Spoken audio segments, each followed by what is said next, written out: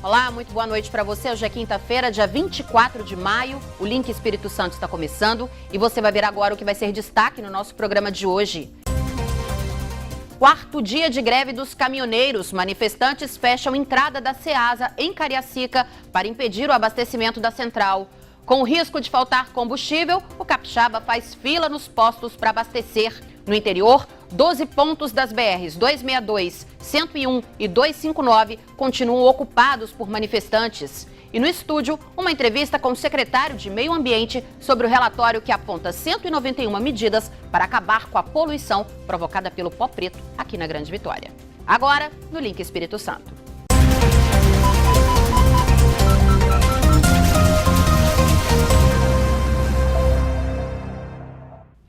Mais uma vez, muito boa noite para você e muito obrigada pela sua companhia nesta quinta-feira. A greve dos caminhoneiros entrou hoje no quarto dia e os manifestantes logo cedo fecharam a entrada da Ceasa em Cariacica. Os produtores que vieram do interior tiveram de vender as suas mercadorias do lado de fora. Quem precisou ir à central de abastecimento encontrou os portões fechados. Uma das entradas estava bloqueada por pneus. Feirantes que iam buscar mercadorias acabaram improvisando um churrasco no local. Segundo a assessoria da Ceasa, ontem metade dos produtos estava em falta. Hoje, quem veio em busca de frutas, legumes e verduras teve que comprar do lado de fora. Eu tô vendo que você está abastecendo aqui o seu carro, você faz isso sempre ou não? Não, eu vou sempre abastecer o Ceasa lá dentro. Lá dentro? Isso. Você teve que pegar as coisas para poder abastecer aqui fora? É, porque não tem como não, infelizmente. Este produtor foi um dos que não pôde entrar na Ceasa. Eu apoio, eles queriam me parar na estrada, eu falei, eu não sou contra não, eu falei, eu paro aqui, eu perco minha carga hoje, mas eu ganho o dia da manhã. Em apoio aos manifestantes, um grupo de taxistas se concentrou em frente à Ceasa. Mesmo usando gás, eles dizem que os valores estão impraticáveis. O próprio gás também hoje, que é um resíduo do petróleo, que nós sabemos disso, nós estamos abastecendo a R$ 2,79, quase R$ 3,00 o metro do gás. É um investimento muito alto que nós temos que fazer para colocar o kit gás no carro e não está tendo esse retorno mais, porque o preço hoje já está aproximado ao preço do álcool. Em Carreata, os taxistas seguiram pela BR-262.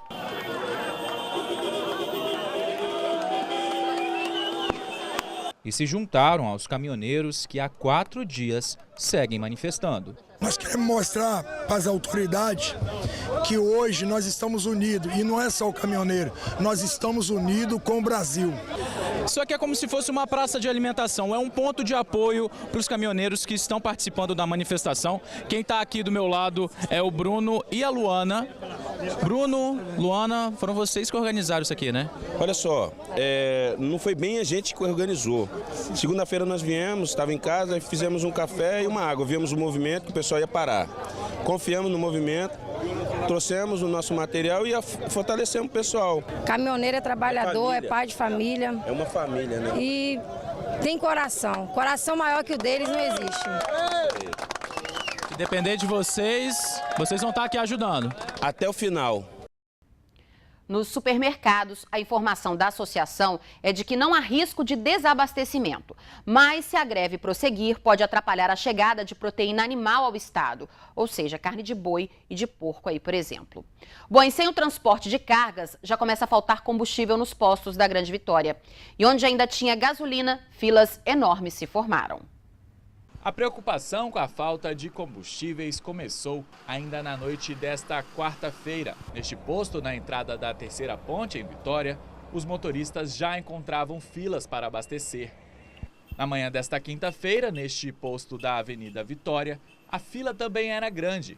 Durante o dia, os combustíveis acabaram e o posto no fim da tarde ficou fechado. Neste posto da Avenida Saturnino de Brito, a situação era ainda pior e os motoristas tiveram que enfrentar uma fila gigantesca.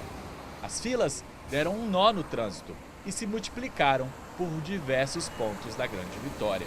A gente está aqui na Avenida César Ilau, em Vitória, e a situação é essa. Uma enorme fila já se formou e os motoristas tentam abastecer num dos postos que ainda tem combustível. Em outros, a gasolina já está em falta e o motorista tem encontrado dificuldade para abastecer. As filas testaram a paciência dos motoristas. Na verdade, tem mais de meia hora que eu estou tentando abastecer. Já fui mais uns 4 postos aí, já acabou a gasolina. tá difícil. Por enquanto é esse aqui que o pessoal falou que tá tendo, mas ainda eu tô com medo de chegar lá na minha vez e não conseguir abastecer. Mas mesmo com dificuldade para abastecer, os motoristas apoiaram o movimento grevista dos caminhoneiros. Eu entendo a greve dos caminhoneiros, eu estou a favor deles, porque eu entendo que eles estão lutando por nós, no sentido de aumenta o combustível para ele, aumenta na gente também, porque eles perdem e a gente também perde. Alguma coisa tem que ser feita para ver se vai mudar a direção que o país está tomando. O preço da gasolina está muito alto, o preço dos combustíveis, né? Estão muito alto e alguma coisa tem que ser feita. Se começou com eles, eu espero que o restante da população apoie para que a gente possa ter uma redução de fato nos preços.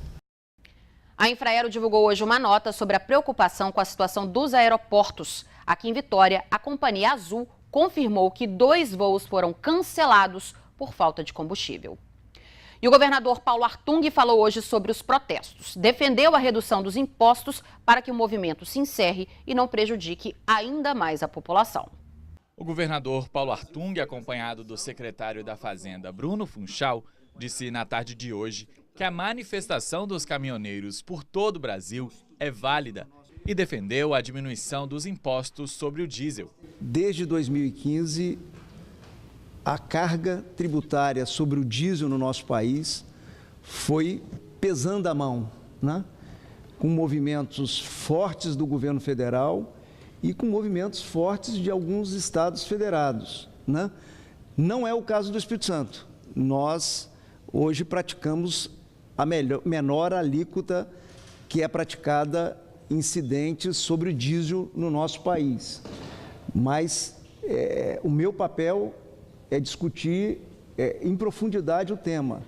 O que eu acredito que tem que ser feito nesse momento? Tem que reduzir a carga tributária sobre o diesel para diminuir o preço do produto nos postos de gasolina. É isso que nós entendemos. Nesta sexta-feira, a pedido do ministro Henrique Meirelles, o secretário estadual da Fazenda, Bruno Funchal, vai se reunir com representantes de outros estados e do governo federal para discutir a diminuição de impostos sobre o diesel. O governo federal, se não está aberto, deve se abrir a um diálogo efetivo, né? Porque o pior para o país é o impasse, né? E um movimento que tem causas justas, esticar aí por dias e mais dias e assim por diante. Então, eu acho que num momento como esse é dialogar, né? E para mim está claro, é um diálogo que tem o que oferecer. É a minha opinião, tem o que oferecer. E o oferecimento que tem que ser feito é reduzir o impacto da carga tributária sobre diesel no nosso país. Paulo Artung descartou neste momento que possa acontecer um desabastecimento no estado. Nós estamos tomando conta para ir administrando com muita cautela. Eu acabei de fazer uma reunião com a minha equipe de governo na parte essencial da equipe. A palavra de ordem é o seguinte: aonde aparecer um problema, vocês não precisarão correr atrás. Nós vamos avisar vocês com antecedência, porque nós queremos avisar a população com antecedência.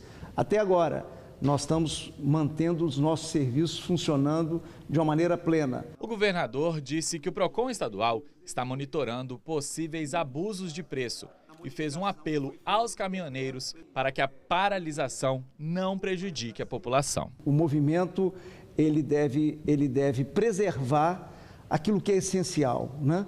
O funcionamento dos hospitais, por exemplo, quer dizer, o acesso ao alimento da nossa população, o funcionamento de serviços essenciais como bombeiro, polícia e assim por diante, ambulâncias e assim por diante. Quer dizer, um movimento que tem justeza na sua ação não pode esbarrar para se tornar um transtorno na vida da população brasileira, que já sofre muito nesses últimos anos com essa crise política, com essa crise econômica, com essa crise ética que o país foi colocado.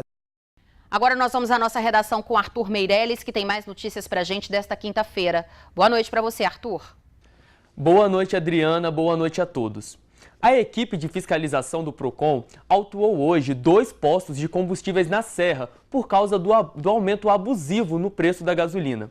Os postos reajustaram os valores sem nenhuma justificativa. A equipe continua nas ruas apurando as denúncias dos consumidores. Além de receberem a autuação, os postos são obrigados a voltar a praticar o preço antigo. As autuações serão encaminhadas ao Ministério Público. E nesta semana, devido à greve dos caminhoneiros em todo o Brasil, o abastecimento de diversos produtos, inclusive o de combustíveis, está afetado. E a Defensoria Pública do Estado entrou com um pedido de bloqueio dos bens e valores dos acusados na Operação Lama Cirúrgica. Pelos inquéritos policiais, há 82 vítimas identificadas. 30 já foram ouvidas pela Defensoria e o bloqueio dos bens tem como objetivo uma futura reparação civil.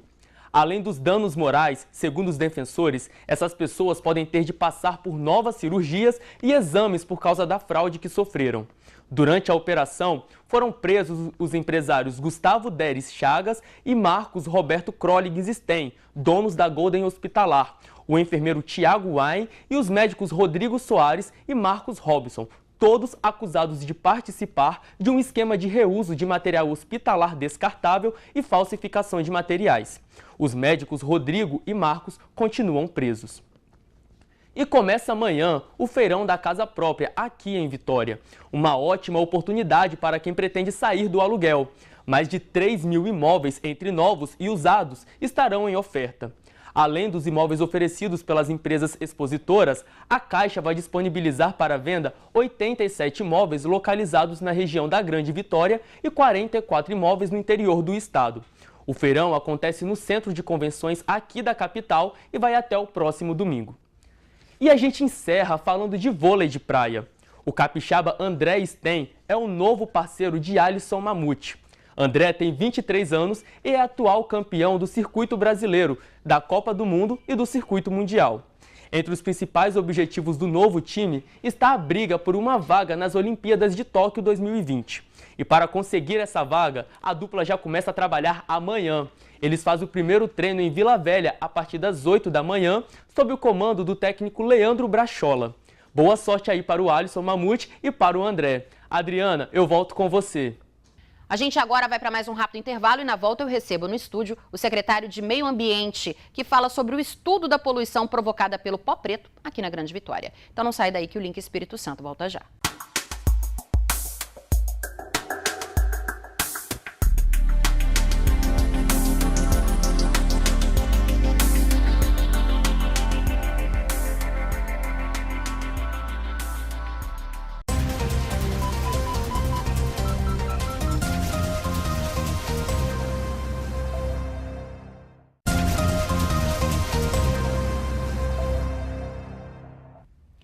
Nós estamos de volta com o Link, agora a gente faz o nosso giro pelo estado com outras notícias desta quinta-feira.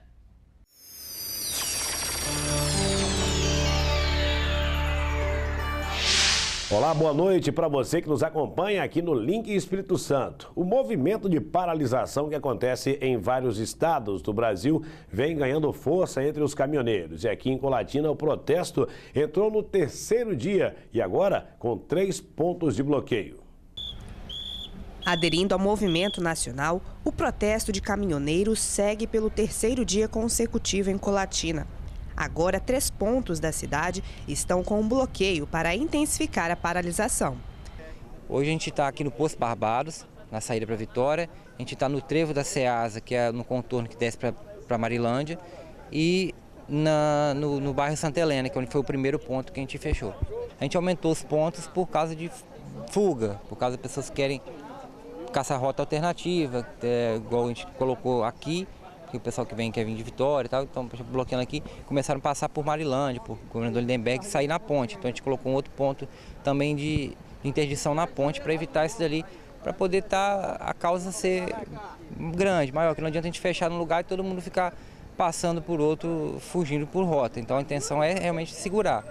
Este bloqueio foi montado no acesso e saída de Colatina, no quilômetro 46 da BR-259, no bairro Barbados. O motivo do protesto é o preço dos combustíveis e as altas consecutivas que vem acontecendo.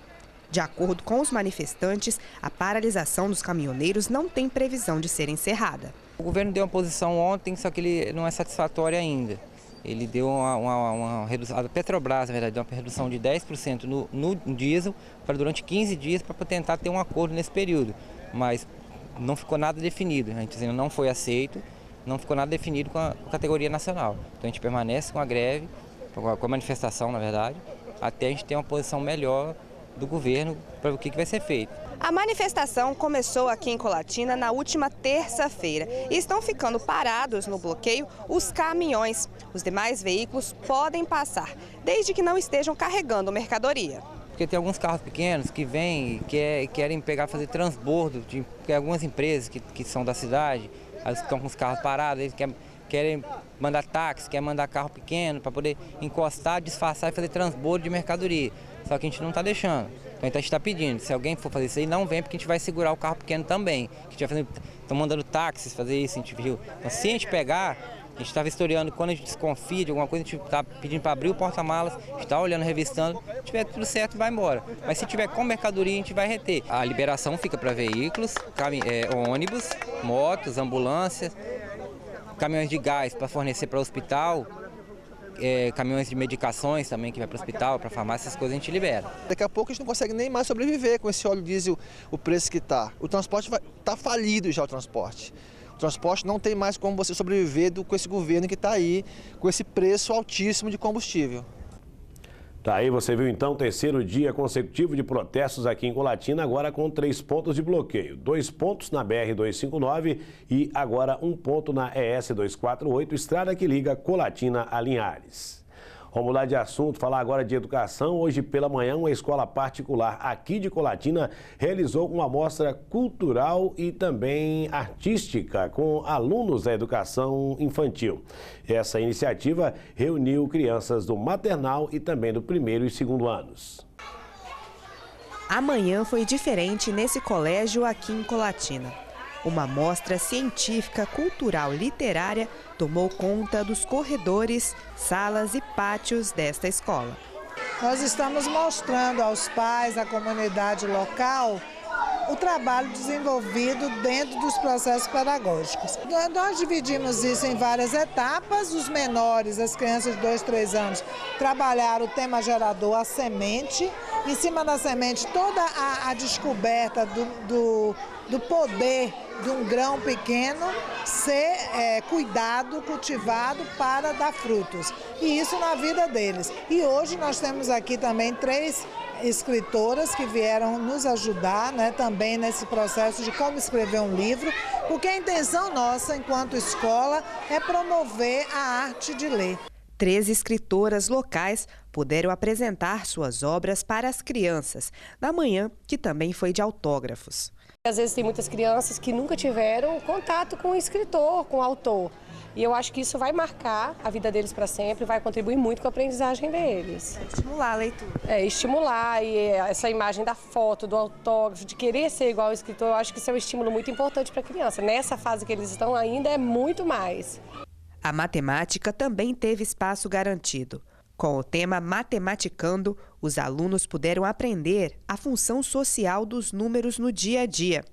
Até um mini mercado foi montado nesta sala.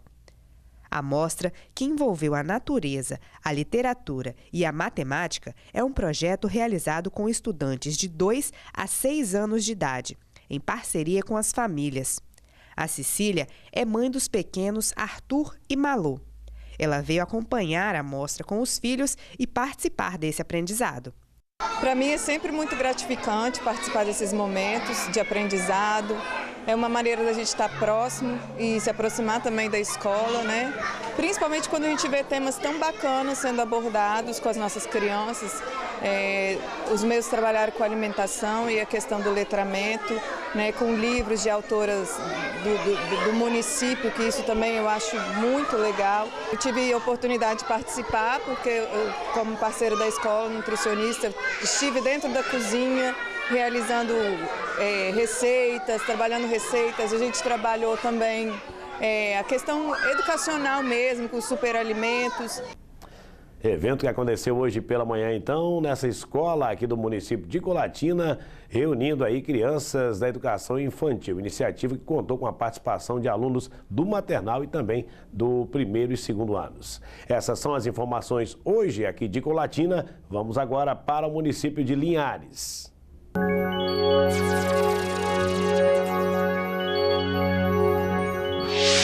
O estaleiro Jurong, em Aracruz, apresentou sua nova unidade de produção de estruturas navais. A capacidade de processamento de aço na unidade é de 4.000 toneladas por mês.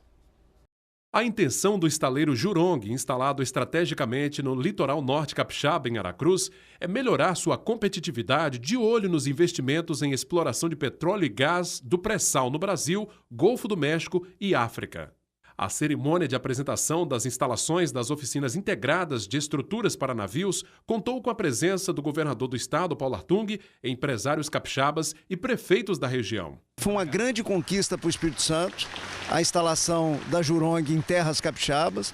Isso adensa a cadeia do petróleo e gás no nosso estado, mas evidentemente que nós ainda temos um dever de casa junto ao governo federal, que é mudar leis, regulamentos, tributação, que dê isonomia competitiva para esse estaleiro aqui, não só no Brasil. No Brasil é o mais moderno do Brasil, mas no mundo, porque o que se fabrica aqui são bens que têm como ser colocados planeta fora. Eu citei aqui África e Golfo do México como 2 mercados que nós ambicionamos também abastecer. E essa nova etapa, ela representa a geração de mais emprego, a geração de mais renda e que isso, na verdade, estende isso agora até para a construção de estrutura metálica, que pode ser usada na construção civil. Então, para nós, isso é muito importante e a gente está aqui para incentivar e estar lado a lado, ombreado com essa empresa que nos orgulha de tê-los aqui no nosso município. As oficinas integradas são as mais modernas do segmento no país, abrigada numa área de 80.000 metros quadrados e capacidade de processamento de aço de mais de 4.000 toneladas por mês. Of course, it is a big importance because you see the size of investment from here. You can understand how big it is. Our head office in Sembcorp Marine closely monitoring the progress here. So it is of huge importance. É de grande importância, vocês podem observar pela visita o tamanho da planta, o investimento que foi feito aqui, e essa planta é essencial para as nossas operações e o plano de expansão a nível mundial. Os novos investimentos do Grupo de Singapura, no momento de recuperação da nossa economia nacional, segundo o vice-presidente do Espírito Santo em Ação, são de extrema importância. Eu acho que ele traz um potencial muito grande para o nosso estado, geração de emprego, todos os fornecedores, todo o entorno que isso acontece.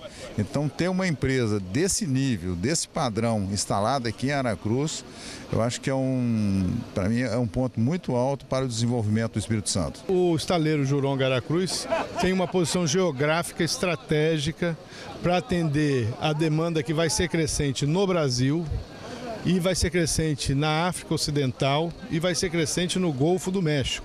Então, a perspectiva desse cluster industrial de reparo naval, construção naval, de apoio à indústria offshore de produção de petróleo e de gás, aqui em Aracruz, vai virar uma referência cada vez mais importante no mapa mundi da estratégia comercial desse arranjo produtivo tão globalizado. Eu, como empresário da região, fico muito feliz em ter aqui na nossa região uma capacidade, uma tecnologia de ponta, uma tecnologia mundial, né, implantada aqui para produzir não só para o Brasil, não só para a Petrobras, mas para o mundo inteiro.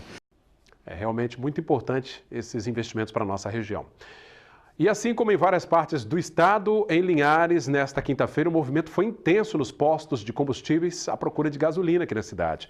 A paralisação dos caminhoneiros já afeta vários postos que estão sem combustíveis, principalmente a gasolina para os clientes. Por conta disso, desde cedo que se viu, foram filas de carros na entrada de postos aqui da nossa cidade. Nesse aí, às margens da BR-101, muita gente teve de esperar mais de 1 hora para conseguir abastecer o carro. Em outros locais, acabou o combustível no final da manhã e aí não teve jeito, né? Situação complicada em todo o Espírito Santo. Bom, e durante a cerimônia da Jurong em Aracruz, o governador Paulo Artung comentou o movimento dos caminhoneiros e os impostos sobre os combustíveis. Quando em 2006 os governos estaduais aumentaram impostos, nós capixabas não aumentamos. Isso é muito importante. Quando você pega o mapinha do Brasil, aproximadamente 20 estados aumentaram o ICMS do diesel, né, que é uma questão estratégica. Espírito Santo, não. Né?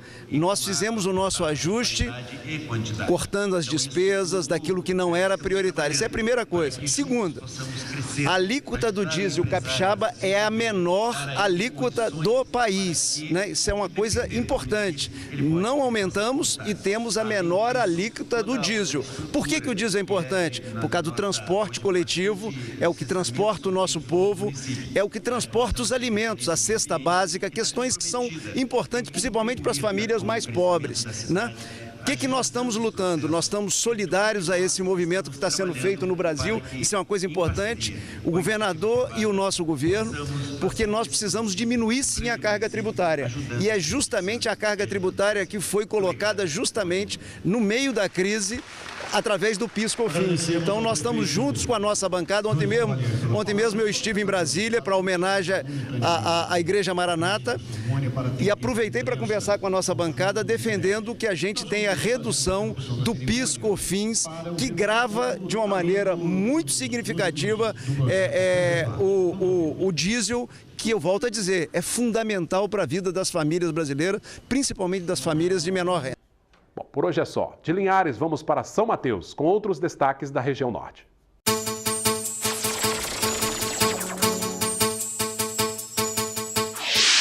Olá, boa noite nos destaques do Link Espírito Santo de São Mateus e região. Amanhã, sexta-feira, acontece a audiência pública no auditório do SESC, aqui em São Mateus. O objetivo é discutir a precarização e o sucateamento do Sistema Único de Saúde, SUS, como o excessivo atraso na realização de exames, consultas e cirurgias que estão na fila de espera e a adoção de medidas judiciais. Os dados foram levantados pelo defensor público Bruno Nascimento. Nós vamos estar orientando as pessoas, todos os cidadãos que são usuários do SUS aqui no município de São Mateus e da região norte do estado, acerca das medidas judiciais que a Defensoria Pública adotou em uma ação civil pública impetrada no final do mês do ano passado, 2017. E essa ação civil pública, ela tem por objetivo estabelecer prazos para a realização de exames, consultas e cirurgias que estão sendo solicitados junto ao Sistema Único de Saúde, aqui do município. Por ocasião também da audiência pública, nós iremos debater justamente as justificativas que ocasionaram esse sucateamento e o subfinanciamento do Sistema Único de Saúde, que, por sua vez, acarretaram atraso na realização de todos os exames e consultas e cirurgias. Vamos discutir também quais vão ser as estratégias que nós vamos adotar tanto a título judicial quanto a título extrajudicial junto ao Poder Executivo e Poder Legislativo, estadual e municipal, para que as filas de esperas do SUS para a realização de exames, consultas e cirurgias, elas tenham uma determinação de prazos para que eles sejam realizados. Agora, o senhor acredita que essa ação civil pública ela pode dar resultados para a população? Sim, efetivamente. Até mesmo porque nós já temos uma decisão liminar, já prolatada pelo juiz responsável pelo julgamento do processo, desde o final do ano passado. E, nessa decisão liminar, ela levou em consideração a classificação de risco estabelecida pelo próprio SUS para a realização desses exames, consultas e cirurgias, que seria de vermelho, que é o mais grave, amarelo, azul e verde. O prazo que a Defensoria Pública solicitou, respectivamente, foram de 30, 60, 90 e 120 dias. Mas, na decisão, o juiz levou em consideração todas as nuances, todas as circunstâncias decorrentes da precarização do Sistema Único de Saúde, subfinanciamento, e ele estabeleceu um prazo um pouco mais elástico para que esses exames, consultas e cirurgias eles sejam realizados. Então, pela decisão liminar que já está em vigor, não foi revogada, o SUS tem um prazo estabelecido para a realização desses exames, consultas e cirurgia de 60, 120, 180 e 240 dias. Só ressaltando que esses prazos são máximos, não são prazos mínimos. A audiência pública começa às 13h desta sexta-feira. E agora, mudando de assunto, vamos falar sobre a paralisação dos caminhoneiros em todo o Brasil, que já começa a afetar aqui a região norte. A greve que parou o Brasil e já dura 4 dias fez os motoristas de São Mateus correrem para abastecer seus veículos. Durante toda a tarde, filas imensas foram registradas nos postos e alguns estabelecimentos ficaram sem combustível. Até o momento, o movimento dos ônibus ainda é normal na cidade. A empresa São Gabriel, que faz o transporte coletivo aqui no município de São Mateus, informou que até agora não foi feita nenhuma alteração no itinerário dos coletivos. Mas o assessor comercial da São Gabriel, Clóvis Faquete, disse que o último caminhão-tanque que esteve aqui para abastecer os coletivos foi na última quinta-feira. Por isso, se persistir a paralisação, o transporte aqui da cidade pode ficar comprometido. De acordo com informações da Polícia Rodoviária Federal, não há retenções no trecho entre a divisa da Bahia até Sooretama. Apenas no quilômetro 14 há registros de caminhões parados próximo a um posto, mas a passagem está liberada para todos os veículos. Em nota, a Aviação São Gabriel informou agora há pouco que não haverá alteração nos horários de pico, ou seja, 6, 7, 11, 12, 17 e 18 horas. Nesses intervalos, serão adotados horários de sábados, domingos e feriados. Mais notícias de São Mateus e região você acompanha no jornal online Se Notícias. E agora, vamos para Cachoeiro do Itapemirim.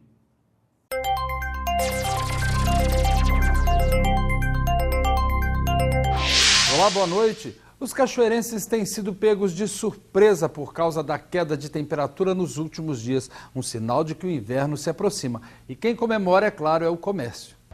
As quedas na temperatura, principalmente pela manhã, nos últimos dias, têm mudado a rotina do cachoeirense. A gente cachoeirense está acostumado com calorão, né? A gente se sente mais à vontade no calor, mas esfriou um pouquinho, tem que agasalhar porque tá tenso. Ainda não está ainda bom para tirar, mas já tá gostoso o tempo. E é novidade mesmo, há tempos não fazia esse friozinho na cidade que é conhecida pelas altas temperaturas. E para quem está acostumado com o calor o ano todo...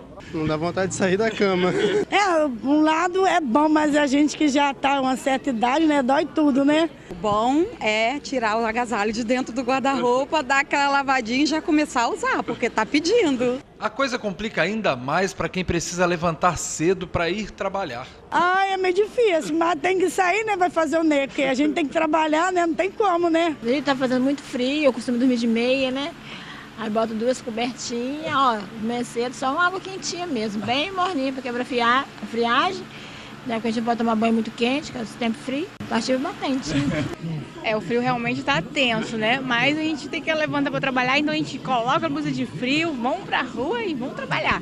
Quem tem motivos para sorrir é o comércio. As lojas estão abarrotadas de agasalhos. Nas vitrines, as roupas de inverno já ganham lugar de destaque, tanto adulto quanto infantil. Tem para todos os gostos e bolsos. A Gislaine está procurando agasalho para Gabi, já está se adiantando. Estou sim, porque tem que adiantar, né? Porque o inverno está chegando, a gente, às vezes faz um friozinho, tem que se prevenir logo, né? Então... Nessa loja, o estoque para a chegada da estação mais fria do ano já está pronto. O gerente está otimista para as vendas que já estão aumentando. 80% de tudo aqui é voltado para o inverno que se aproxima e promete. Uns 15 dias atrás aí, nós já estamos vendendo bastante inverno mesmo.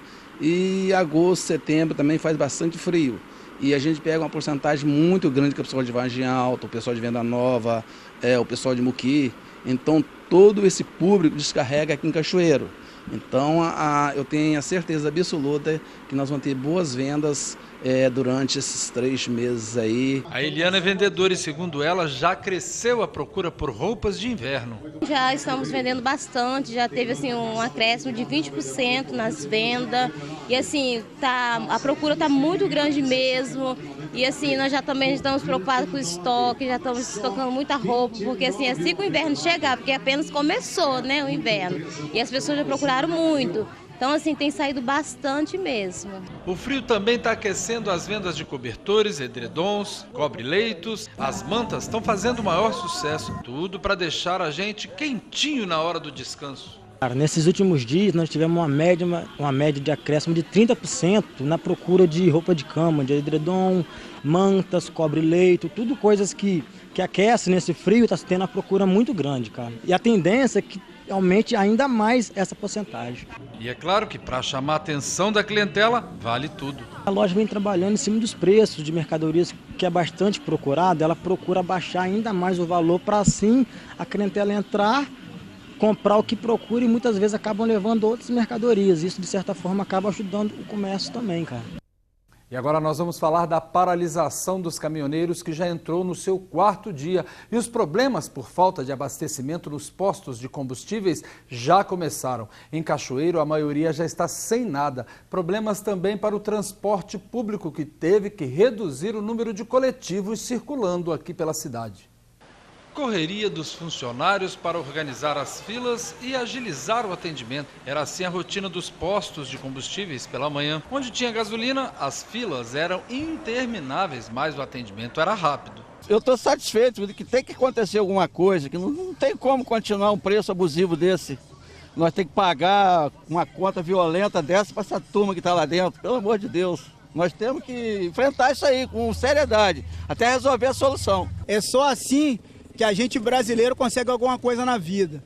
Eu acho que demorou muito para isso acontecer, para a gente, primeiramente, valorizar a profissão de caminhoneiro e, segundo, mostrar para esse governo que quem comanda e quem leva alimentação para esse país somos nós. Se os caminhoneiros parar, para tudo.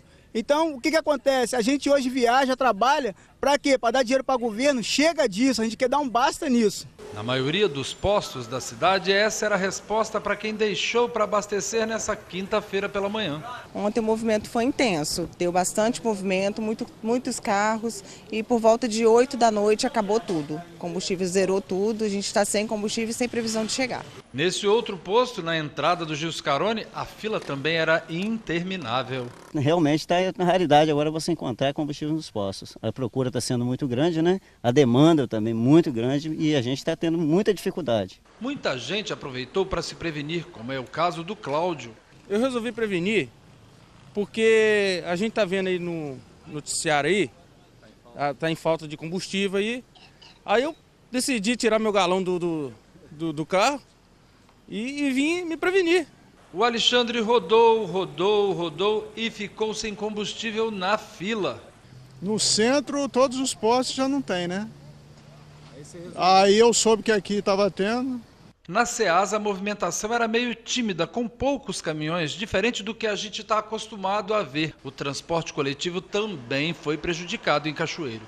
São 108 coletivos funcionando diariamente para atender a população. E para manter essa frota circulando, são necessários por dia mais de 10 mil litros de óleo diesel. Agora, com o racionamento, mais de 30 ônibus estão assim, olha, recolhidos na garagem. Nós conseguimos abastecer nos postos e conseguimos uma reserva mínima aqui para poder a gente estar trabalhando, acreditamos, até domingo.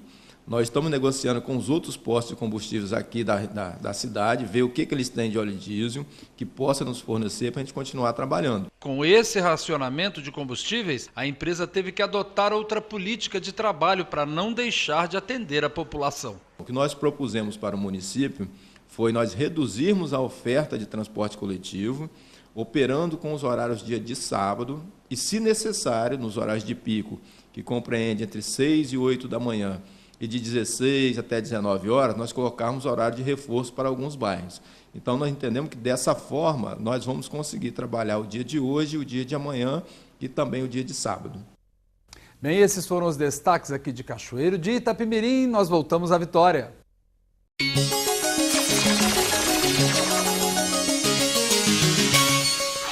Bom, o Link Espírito Santo fica por aqui. Uma ótima noite para você e a gente volta a se encontrar amanhã. Te espero. Record News, informação para você crescer.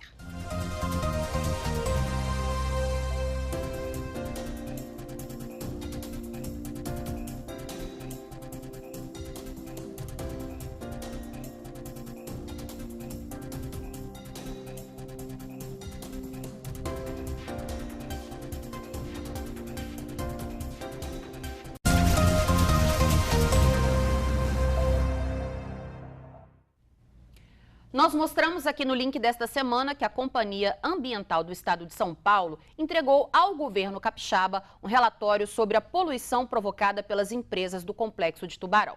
Para detalhar esse relatório, eu converso agora com o secretário de Meio Ambiente, Aladim Cerqueira. Secretário, muito boa noite, seja muito bem-vindo ao link. Boa noite, Adriana, é um prazer estar aqui. Prazer é nosso em receber o senhor. Secretário, por que o governo decidiu encomendar esse estudo lá em São Paulo? Primeiro porque nós queremos resolver o problema das pessoas, das donas de casas da nossa Grande Vitória. A questão da poeira do propeto incomoda a cidade e nos incomoda muito também. Nós vínhamos já fazendo algumas ações de fiscalização e nós convidamos a CETESB, por ele ser um órgão primeiro, independente, não vive a nossa situação. A gente precisava de alguém com credibilidade, conhecimento e independência. E um outro olhar, né? Um olhar diferente do que a gente tem aqui, já convivendo com o pó. A CETESB é o órgão ambiental de São Paulo, é o IEMA de São Paulo. Ela tem 50 anos de vida, é o primeiro órgão ambiental do Brasil. Eles têm profissionais lá que já têm 40 anos de experiência e não se aposentaram ainda, passaram pelo processo lá de Cubatão, é um processo muito mais complexo do que o nosso.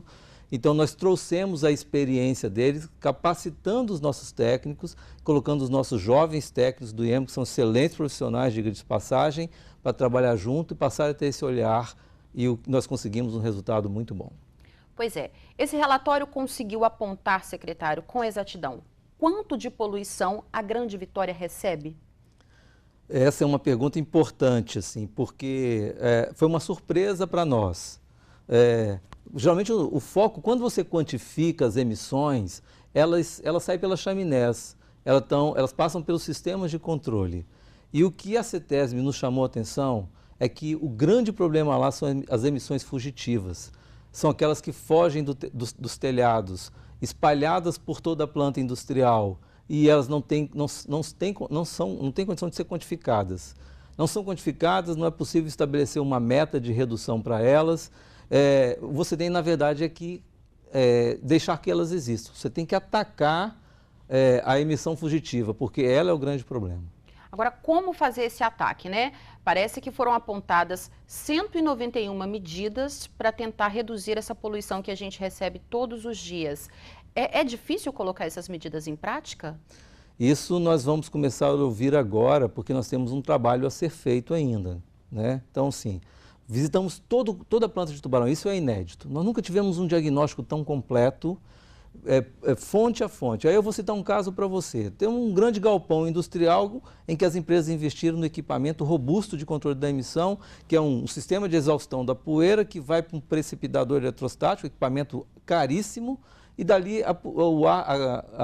o efluente atmosférico deveria sair pela chaminé, com um padrão de qualidade específico. Mas o que se observou assim? Muita coisa sai pelos telhados, muita coisa sai por um processo mal feito, por uma exaustão mal feita. Então, isso está tudo identificado, setor a setor, não tem só galpões de produção, mas tem vias que não são ainda pavimentadas, muitas correias que ainda não foram enclausuradas e abertas, e todos esses pontos fazem com que a poeira levante, o vento carregue e ela vai parar na cidade. Então, foi identificado 191 medidas robustas, tem medidas de curto prazo, de médio prazo e de longo prazo, curto prazo de 6 meses, longo prazo de 5 anos. Então, são medidas que a gente acredita que elas são factíveis, mas agora nós temos um trabalho a ser feito, coordenado pelo Ministério Público Estadual, Ministério Público Federal. Nós estamos solicitando à sociedade para que ela participe, vá lá no site do IEMA, consulte esse documento. Eu ia até perguntar isso para o senhor. O capixaba, ele pode dar opinião nesse relatório? Deve dar. Nós estamos aguardando a opinião dos capixabas. Entra lá no site do IEMA, procura pelo plano de metas e olhe, dê a sua contribuição, coloque suas dúvidas, nós queremos responder todas. Ao mesmo tempo, como foi um processo independente, eu tomei conhecimento no momento que o relatório me foi entregue, as empresas tomaram conhecimento na terça-feira, o Ministério Público também, agora está em análise de todos. Nós esperamos, dentro de 30 dias, reunir uma comissão que é coordenada pelo Ministério Público Estadual e pelo Ministério Público Federal, em que nós vamos começar a discutir um novo termo de compromisso ambiental, com a contribuição das populações, dos nossos moradores, também com a contribuição das empresas. E aí estabelecer um diálogo, mas de qualquer forma, assim, as medidas ali estão muito claras para nós, para a nossa equipe técnica, e elas vão ser exigidas.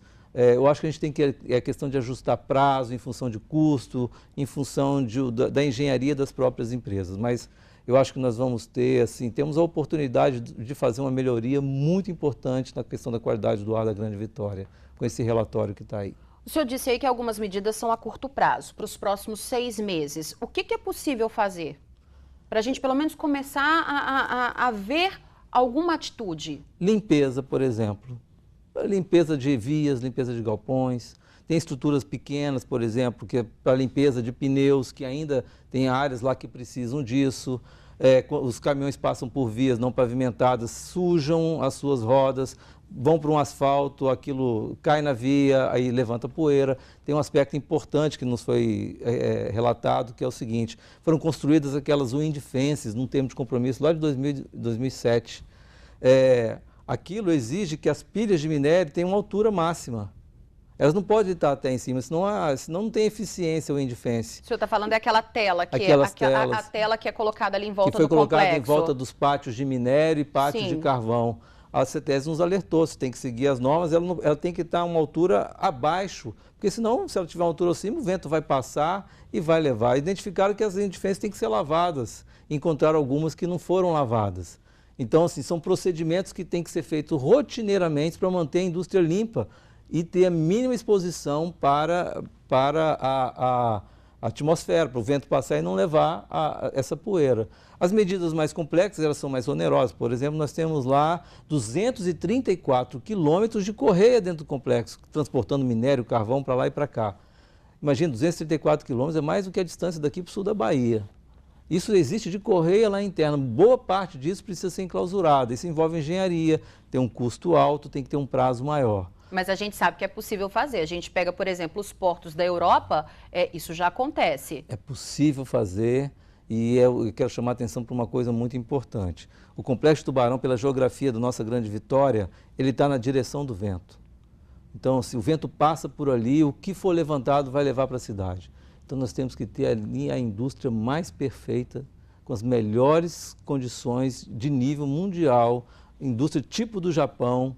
Vamos lá, pega aquela cultura do Japão, deles limpando as arquibancadas lá na Copa do Mundo. Acho que ele foi um exemplo para nós. Nós precisamos ter uma indústria assim, que dialogue com a cidade, com os nossos moradores, que esteja com as portas abertas para visita, até para o turismo, né? E total transparência para que a gente, e limpeza para que a gente possa ter a nossa cidade sem a poeira nas varandas das pessoas. Secretário, esse relatório fala sobre a poluição no mar ou só nas cidades? Ela fala das emissões, a poluição no ar, ela fala das fontes de emissão, certo? Com certeza, se tem o vento passando ali, carregando poeira, parte dela vai cair no mar, parte dela cai na cidade, as pessoas vão respirar, vai sujar as varandas. Mas ele abordou as fontes de emissão. E é ali que nós precisamos atacar. Não tem outra solução para o Pau Preto. Nós precisamos atuar onde essa poeira é gerada. E esse foi o olhar que esse relatório trouxe. E aí eu quero chamar a atenção para um aspecto que é o seguinte: não vai ser a última solução. Nós não estamos prometendo, eu não posso prometer que nós vamos acabar com o Pau Preto, porque nenhum engenheiro assinou embaixo dizendo assim, implantando essas medidas o Pau Preto vai acabar. E nem num prazo de 5 anos, que eu acredito que seja um prazo curto. Mas vai melhorar bastante, nós esperamos, né? E depois dessas medidas implantadas, com certeza vão ter novas coisas a serem feitas lá na frente. E eu dou um exemplo disso. Se tem um equipamento robusto, caríssimo lá, para o tratamento do ar que sai desses galpões, ele tem que estar funcionando na sua máxima eficiência. Se tem poeira saindo pelos lados, ele ainda não está rodando na sua eficiência máxima. Nós temos que jogar toda a poeira para dentro deles, ver a capacidade de tratamento deles e ver a eficiência deles. Isso vai ser provavelmente o próximo passo, depois de que tudo esteja limpo e funcionando adequadamente. Secretário, as empresas já receberam esse relatório? Como é que foi a receptividade das empresas ali do Complexo de Tubarão? É importante falar aqui, eu tenho que ser justo. Isso só foi possível pela liderança do Ministério Público e por as empresas terem aceitado participar desse desafio. Elas abriram as portas. Nós poderíamos ter esse relatório talvez num tempo muito longo, mas o diálogo que está estabelecido por todos, as empresas abriram as portas, permitiram que elas fossem vistoriadas. Eu tenho certeza que elas aprenderam com o processo também, estão aprendendo. Então, assim, o diálogo está aberto, muito bem dialogado. Então, hoje nós temos um ambiente para construir um bom termo de compromisso, bem abrangente, para que a gente possa resolver esse problema que afeta toda a nossa cidade. Só para a gente encerrar nossa conversa, queria só que o senhor reforçasse o convite para que os moradores da Grande Vitória, que são os mais atingidos, né? Nós somos os mais atingidos pela poluição provocada pelo pó preto, que os moradores participem, colaborem com esse relatório. Os relatórios estão disponíveis lá no site www.iema.es.gov.br/planos-metas. Posso repetir? Pode. www.iema.es.gov.br/planos-metas. Estejam todos convidados a consultar os relatórios. Tem muitos termos técnicos ali, mas se tiverem dúvidas, perguntem, deem as suas contribuições. Está aberto para toda a universidade, todos os técnicos do nosso estado, dar as suas contribuições e nós vamos buscar responder a todas elas e trazer essas contribuições para o termo de compromisso que vai ser construído. Secretário, eu gostaria de agradecer a presença do senhor aqui no Link e deixar o nosso espaço sempre aberto para a Secretaria. É um prazer estar aqui, eu que agradeço a oportunidade, Adriana. Obrigada, secretário, uma ótima noite. Ótima noite a todos. Bom, o Link agora vai para um rápido intervalo e na volta tem as notícias de todas as regiões do estado, então não saia daí que a gente volta já.